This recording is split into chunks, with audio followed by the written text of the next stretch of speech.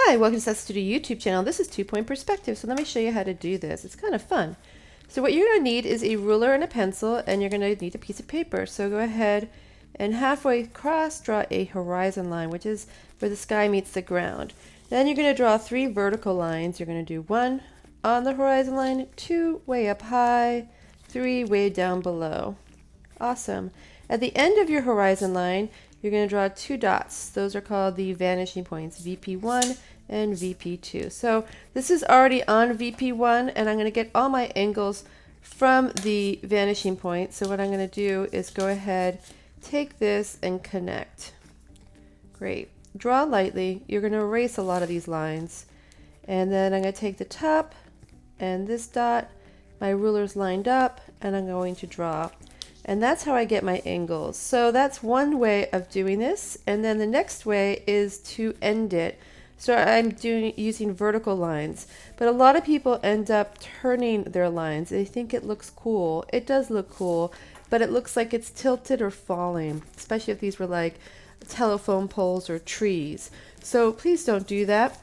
And then you'll be extremely successful with linear perspective, because this is what linear perspective is. Following 2 vanishing points or a vanishing point and a horizon line. So let's go ahead and keep going. So there's the top and the bottom of my vertical line going to the vanishing point using the ruler to get my angle. So I'm just lining them up and then connecting, drawing extremely lightly because that's the best way to do it. And then I'm going to go ahead and end it, making sure I have a very straight vertical line. It's not tilting, and then it goes to this vanishing point here. So the horizon line is your eye level. You're looking, that's where you're looking from. And so I am now looking down, and so I see the top of my box. How cool is that? And to just be less confusing, because perspective is like a puzzle. You need all the little pieces together to make it work and to make it successful. So here are my pieces together, but I'm going to get rid of a little bit of extra so I can see my box or cube, however you want to call it. So let's go up ahead and do this one.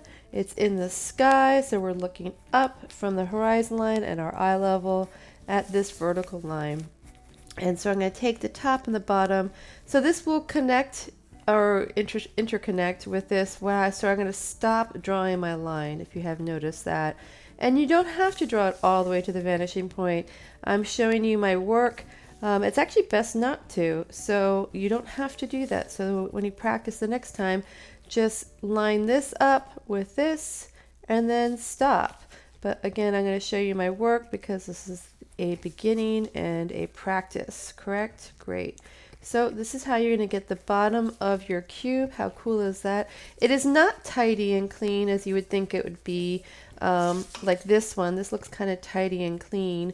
We're very used to seeing parallel perspective, and we kind of like that look. So parallel perspective looks like this, where you've got your cube, you've got another cube or square that becomes a cube, and then you connect.